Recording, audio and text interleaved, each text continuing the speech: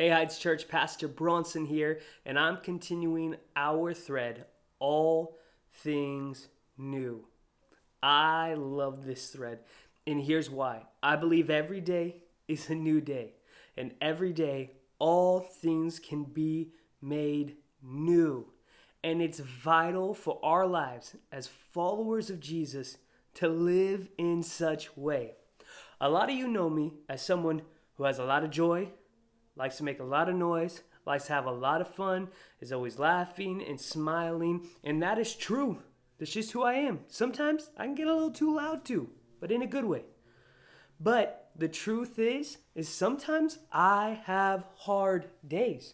Sometimes I don't want to feel like a laughing, joyful, exciting person because things are just not going my way.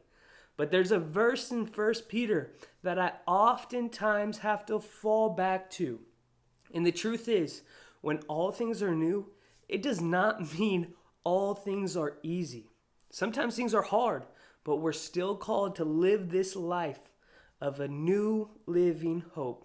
1 Peter 1:3 says this, "Praise be to the God and the Father of our Lord Jesus Christ. In his great mercy, he has given us a new birth into a living hope through the resurrection of Jesus Christ." I love this verse because it says this, a new living hope. Let's stop and think about this phrase real quick. A new living hope. I think about that word living. What does it mean? Well, obviously, it means it's alive. It's breathing. And to me, I think it's something that's excited, something that's joyful, something that is good. It's a new living hope. A lot of you guys may know this, but I'm currently engaged and I'm getting married in less than 2 weeks. I know it's kind of crazy. Everybody better be praying for this goal because there's a lot of energy that's going to come with it in a good way. But the truth is, there are many times in my life I would stop and think to myself and pray to God, God, I thought this would actually be easier to find a wife or to fall in love with somebody and have somebody who wants to do ministry with me. God, you're a good God. I don't get why this has been so difficult. But the truth is, a new living hope has to do with our perspectives also. During these times, I had to hear the Lord out and hear him show me what a new living hope actually means. And what it meant is this. My new living hope was leaning in to where I thought I wasn't good enough, I needed somebody else, leaning into God and saying, God, I know I am enough for what you have.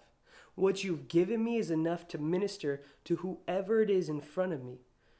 Whoever it is. And I don't need another person in this time to minister to them.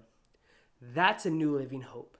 Having confidence in Jesus showing up in any moment of my life. Now, with this new season for myself, a new living hope will arise too. And I guarantee you, there's going to be a moment where I sit and think, this is not what I thought it was going to be like.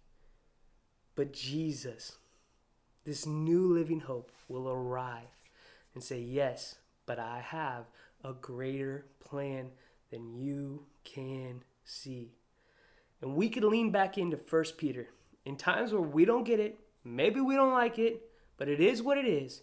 And we could focus in on this new living hope and celebrate. This verse is a celebration for our new living hope right here, right now, today, tomorrow, next week, and years to come.